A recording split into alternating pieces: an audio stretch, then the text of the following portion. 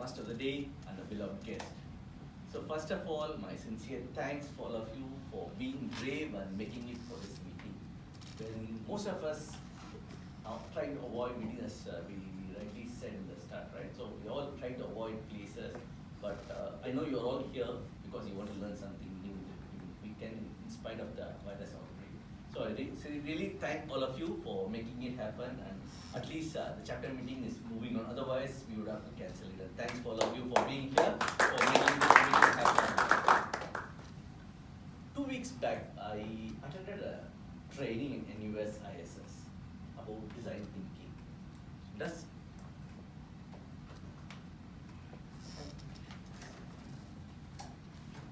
any of you know what is design thinking all about? So we are using design thinking in our digital learning transformation process in terms of able to look at it different things in the way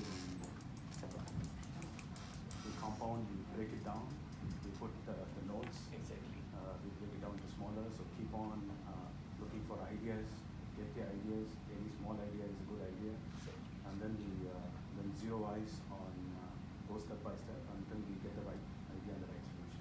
Exactly. Thank you for sharing this. So design thinking is a process which is evolving globally, which most of the successful companies are adopting internationally. And our own Singapore government is trying to use design thinking for most of the services which is delivering. So I thought it is beneficial for all of us here, and I thought I would share this, what I learned in this course in US.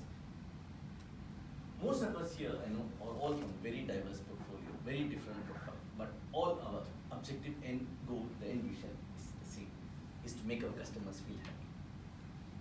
American poet and the social activist Maya Angelou said, "People will forget what you said, people will forget what you did, but people will never forget how you made them feel."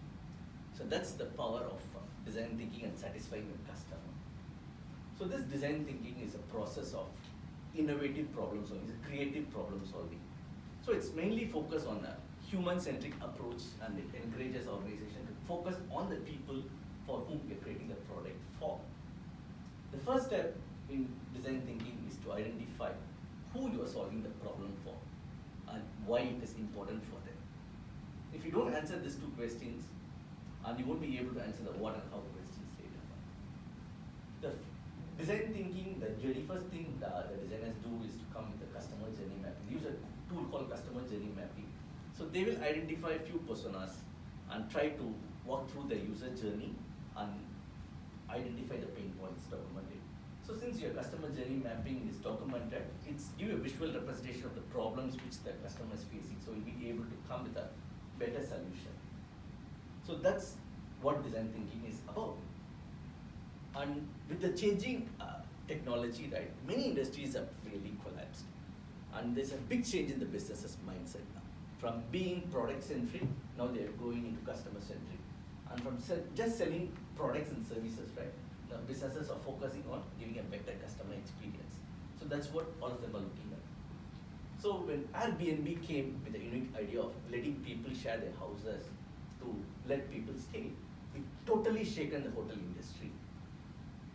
Now Airbnb has more than 4 million listings worldwide, when compared to your biggest hotel chain, Hilton, which only has 130,000 rooms.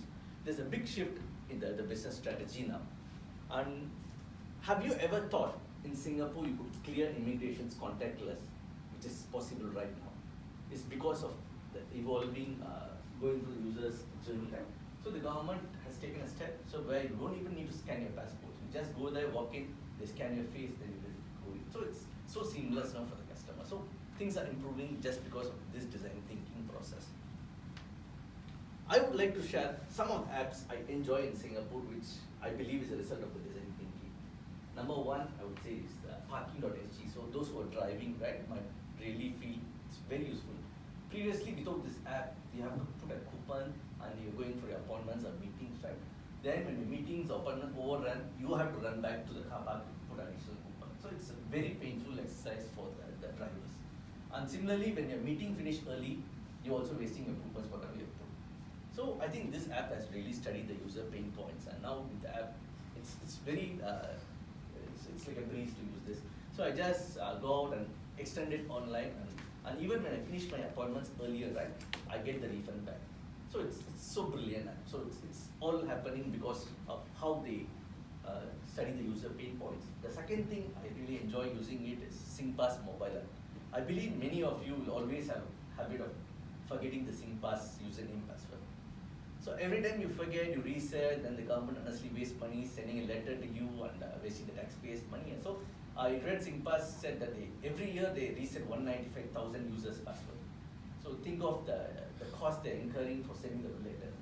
So they thought, how do we minimize this? Then they came with the SingPass mobile app, which is really absolute free. So when you go to e-services, government website, you just take your phone, scan the QR code, and you are logged in. So convenient.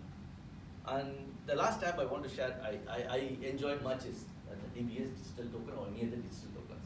Previously, whenever you go out, want to do transactions online, you have to carry your token. If you forget it, you won't be able to do your transactions. So now the technology is evolving, and with the design thinking, right, lives are getting better. So all of us have to be very observant. So look at what is conscious and observe what is happening. There are a lot of problems lying around us, and we need to have a creative way of finding a solution. So thinking out of box, as a Toastmaster, right, we can apply design thinking. Why I'm bringing this here is as a Toastmaster, we all have a lot of problems we are facing in life, in your office.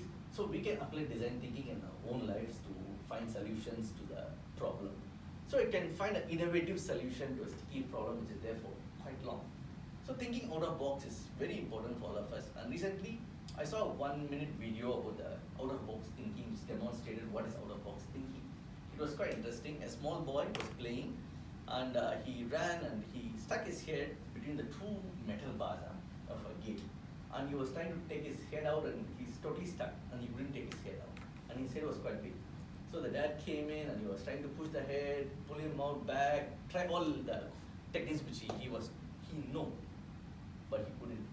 But he was really stunned on what the boy did. The boy just squeezed himself and walked in directly in front. Rather than pulling his head back, they're always trying to pull the head back. But the boy was so small, so he thought he would squeeze inside and go in front. So we always need to challenge our assumptions. So if you really want a better solution, then don't really get stuck to our own assumptions. Albert Einstein rightly said, we cannot solve a problem with the same level of thinking that created the problem. Let us all think out of the box and create wonders in our day-to-day life.